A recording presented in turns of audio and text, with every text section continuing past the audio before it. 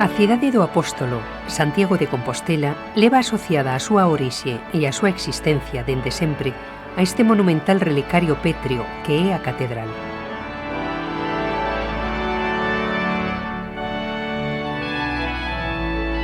Aquí, sobre un sepulcro romano, elevouse no século IX o primeiro templo dedicado a Santiago Maior, sendo sustituído posteriormente polo actual edificio de estrutura interior románica e fachada barroca.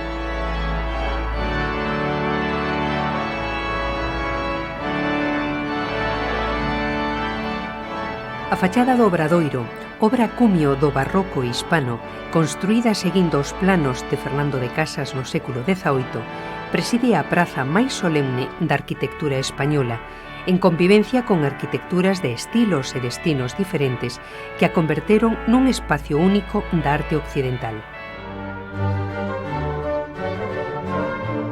O Pazo de Raxoi, actual concello da cidade construído no século XVIII polo enxeñeiro francés Carlos Lemur, coa súa rítmica fachada clasicista porticada, pecha este amplo espacio urbano xunto co antigo Hospital de Peregrinos, hoxe transformado en Hostal dos Reis Católicos.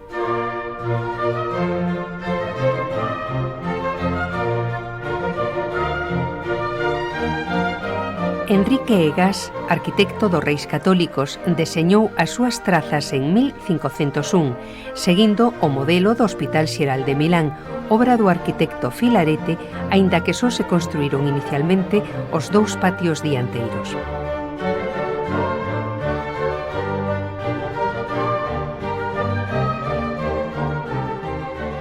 A pedra de Coimbra utilizada na obra non resistiu o deterioro dun clima tan chuvioso e as súas arquerías tiveron que ser sustituídas anos despois por Rodrigo Gil de Ontañón.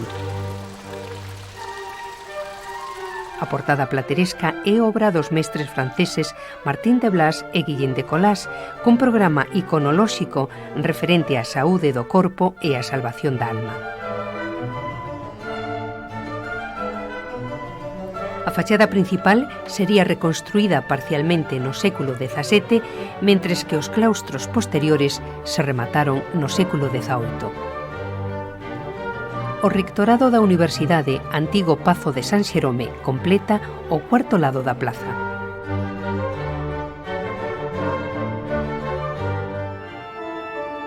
No ano 813, reinando Alfonso II, monarca de Asturias e Galicia, descubríronse en Compostela os restos considerados do apóstolo Santiago.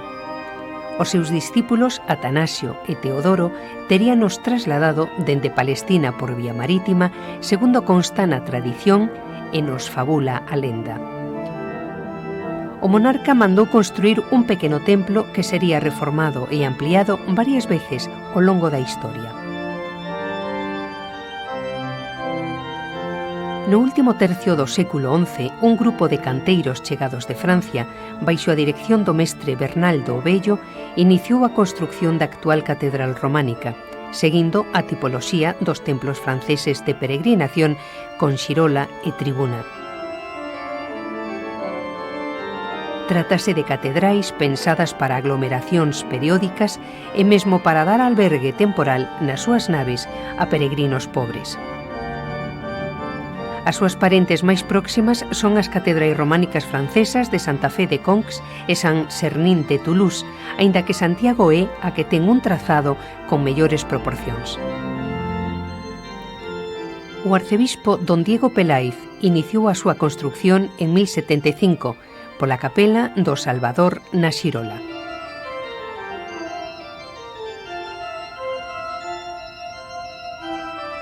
En campañas sucesivas recorreríase preferentemente o sistema de destallo, posiblemente máis caro pero moito máis rápido, como pode apreciarse polas innumerables marcas de cantería pertencentes aos 113 anos que durou a construción. A catedral románica non se rematou ata o século XIII, completándose co coro pétreo do mestre Mateo, hoxe reconstruído parcialmente.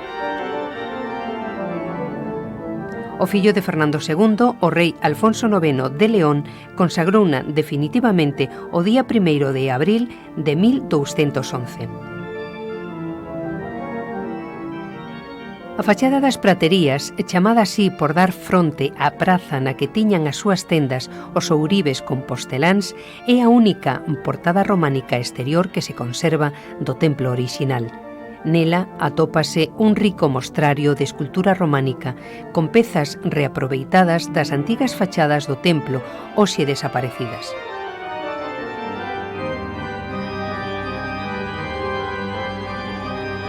Xunto á pratería se elevase a Torre do Reloxo, o máis alto campanario da catedral e tamén da cidade. Unha monumental construcción barroca, obra do mestre galego do século XVII, Domingo de Andrade. No seu interior, a monumental campá chamada Berenguela marca co seu potente tanguido o ritmo vital de Santiago.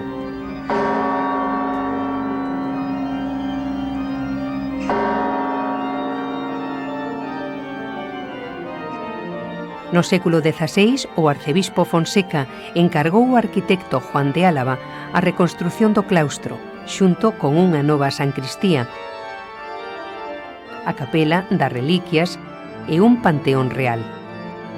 Ampliación realizadas con estructura gótica e decoración plateresca. A partir de 1538, Rodrigo Gil de Ontañón rematou o claustro proxectando as dependencias capitulares, así como a fachada e torre do tesouro na Praza de Praterías, seguindo o modelo do Pazo de Monterrei de Salamanca.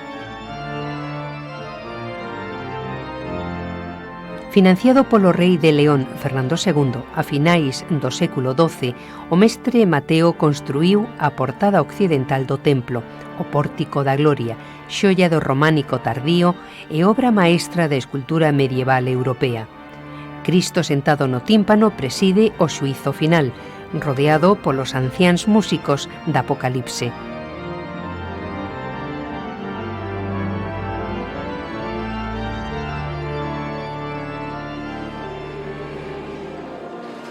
O botafumeiro, que foi noutro tempo o incensario hixiénico do aire interior do templo, utilízase na actualidade como espectacular colofón das cerimonias litúrxicas.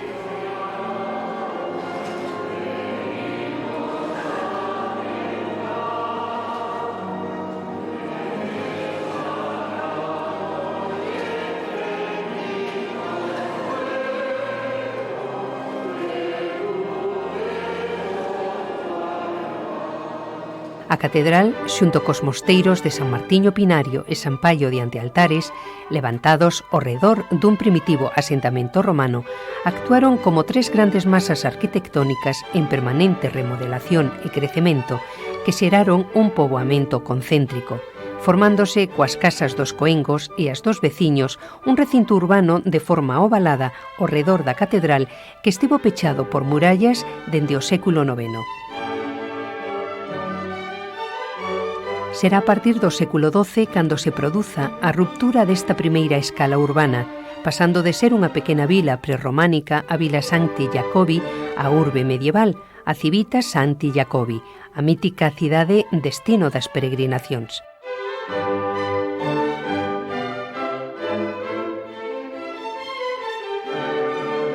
Coincidindo co episcopado de Xelmírez e o goberno de Raimundo de Borgoña, esposo de Dona Urraca, no século XII a cidade medrou cara ao oeste, ao longo de varias rúas paralelas, Caldeireiría, o Vilar e o Franco, nas que se asentaron a burguesía e a nobreza galega, xunto con unha poboación variopinta de ascendencia internacional. A Rúa Nova, trazada ante a parroquia medieval de Santa María Salomé, será a última destas vías en abrirse ao longo do século XIII. Debido ás dimensións da catedral románica, os pés da cal saían do inicial recinto amurallado, o crecemento da poboación e do caserío, o aumento de tamaño das parroquias interiores e o dos mosteiros, Santiago superou varias veces as súas murallas, ata derrubalas prácticamente na súa totalidade no século XIX.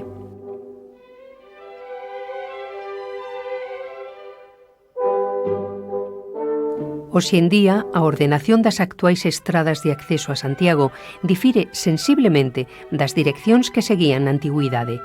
Ao redor dos camiños e calzadas que chegaban ás 8 portas da cidade ou nas súas proximidades, instaláronse dende a mesma Idade Media varios mosteiros extramuros.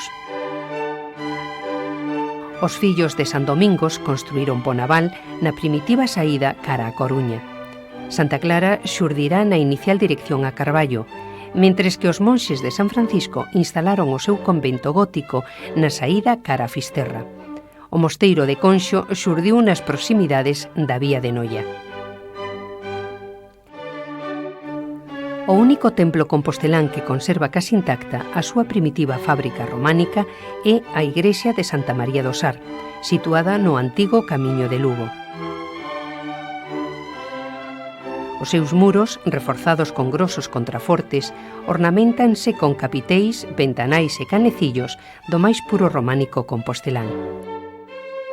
Esta igrexa foi construída no século XII sobre a ribeira do río Sar, onde a debilidade do terreo ocasionou unha exagerada deformación na súa estructura de cantería, ofrecendo no seu interior un aspecto exageradamente dislocado.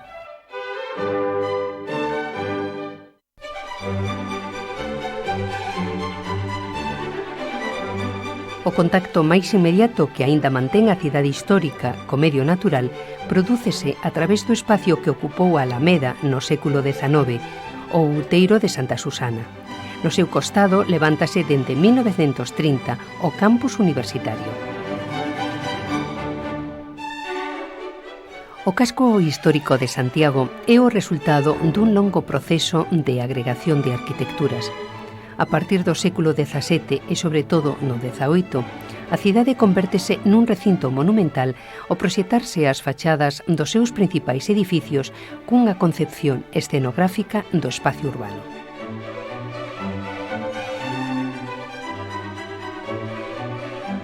A cidade transformouse nun conxunto heteroxéneo, formado por grandes templos e conxuntos conventuais, colexios e hospitais renacentistas, elegantes pazos barrocos, edificios institucionais neoclásicos ou construcións urbanas eclécticas e modernistas, pero tamén con modestas casas de galerías realizadas coas tradicionais técnicas populares da rexión, formando rúas porticadas, pequenas prazas recónditas, ruelas e pasadizos, con pavimentos enlousados en cantería granítica sobre os que a chuvia produce grises reflexos.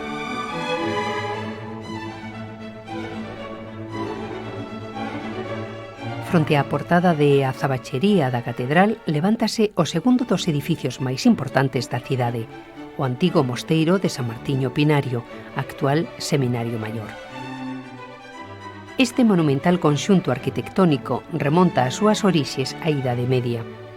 O arcebispo don Diego Xelmírez construíu no seu solar unha primeira igrexa románica, sendo reformado todo o mosteiro pola orde benedictina a partir do século XVI, ocupando unha superficie total de máis de 20.000 metros cadrados.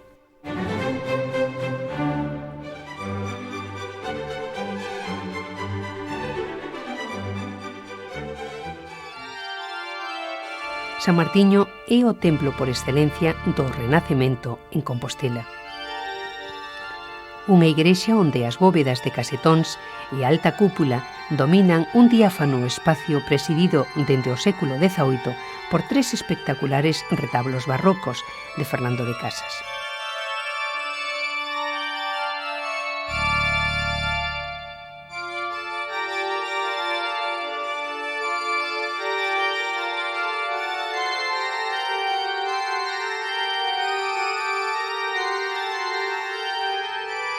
Os arquitectos construtores da igrexa, o portugués Mateo López e os andaluces Ginés Martínez ou Bartolomé Fernández, souberon compaxinar nesta obra a arte plateresca coa herdanza clásica.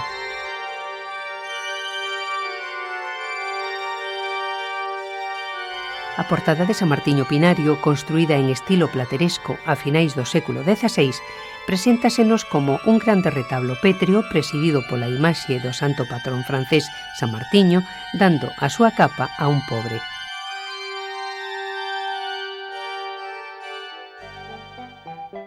Santiago foi unha das cidades españolas que maior transformación sufriu no período barroco. Integrados no caserío, sorprenden o camiñante a presencia de solemnes pazos e casonas barrocas como o Pazo Bendaña, a Casa da Conga, a Casa do Deán ou a Casa da Parra. Obras que lembran a desafogada economía do clero e da fidalguía galega da época, resultado da explotación do campo por unha masa rural empobrecida. San Domingos de Guzmán, fundador da Orden Dominica, adicada fundamentalmente á predicación, tamén peregrinou a tumba do apóstolo. Un trovador medieval chamado Bernal de Bonaval recolleu nos seus cantos a consagración da actual Igrexa Dominica no ano 1230. O seu apelido irá por sempre unido ao nome do convento como San Domingos de Bonaval.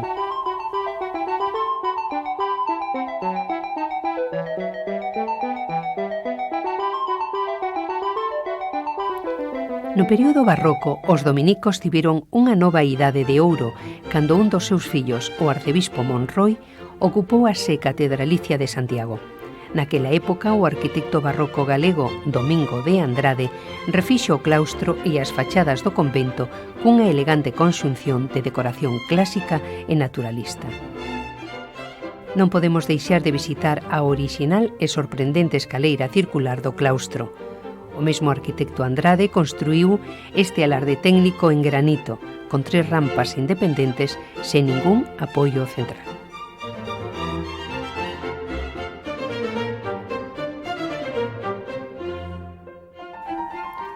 Na actualidade, o convento de San Domingos de Bonaval está ocupado polo Museo do Pobo Galego, o máis importante centro etnográfico de Galicia.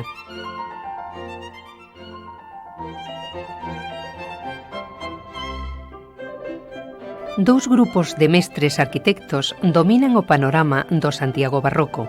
Os mestres laicos ao servicio da fábrica catedralicia en permanente remodelación e os arquitectos monxes encargados das obras dos grandes mosteiros. Entre os primeiros, formados moitos deles como entalladores de retablos, xurdiu a sorprendente arquitectura de Simón Rodríguez, mestre do barroco de placas. Un arquitecto que trasladou o granito ás técnicas e deseños propios da marquetería, autor da fachada retablo do convento de Santa Clara, onde as formas arquitectónicas evolucionan cara á xeometrización.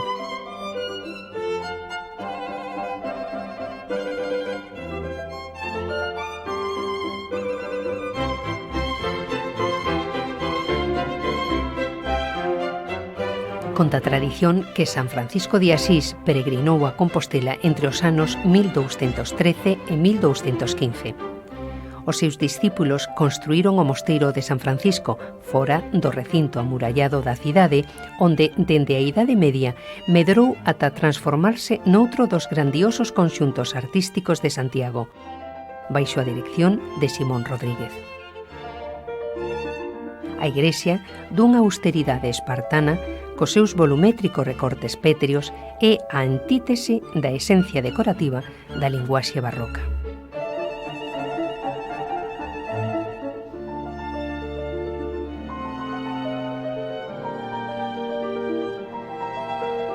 Os discípulos de Simón Rodríguez, Clemente Fernández Sarela e Lucas Ferro Cabeiro souberon compaxinar o senso xeométrico do mestre co gusto rococó da súa época en obras como a Casa do Cabido ou a Igrexa de San Fructuoso, respectivamente.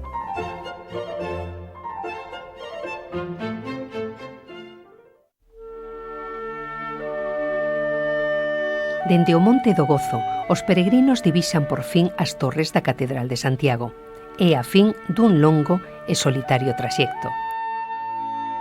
Sen embargo, o Santiago que atopan é unha cidade vital e dinámica, activa e laboriosa. a animación do seu mercado, onde os campesiños venden os froitos das súas colleitas, ou os froitos do mar, tráenos o recordo do pasado cando esta cidade era o máis importante centro comercial do noroeste de España. Ali confluían as principais rutas terrestres do Reino de Galicia, convertíndose nunha cidade comercial de primeiro rango. O encanto das súas tendas, dos comercios de artesanía e dos locais de venda tradicional anima a perderse polas rúas do seu casco histórico, descubrindo, ao carón dos grandes monumentos, un mundo entrañable repleto de sorpresas. Este é o pulso permanente das cidades históricas como Santiago, que se resisten a seren devoradas por unha civilización acelerada. Como patrimonio da humanidade, Santiago de Compostela debe compaxinar historia e modernidade. Lonxe de quedar conxelada no seu pasado monumental, novas arquitecturas dos máis prestixiosos arquitectos contemporáneos introducíronse no tecido urbano da cidade nos últimos anos. O Auditorio de Galicia de Cano Laso, o Centro Galego de Arte Contemporánea,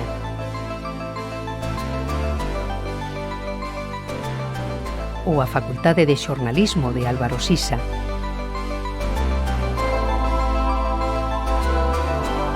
e o Pazo de Exposicións e Congresos de Alberto Noguerol son algunhas das obras actuais que xustifican a intención de Santiago de Compostela de ser tamén considerada unha cidade contemporánea.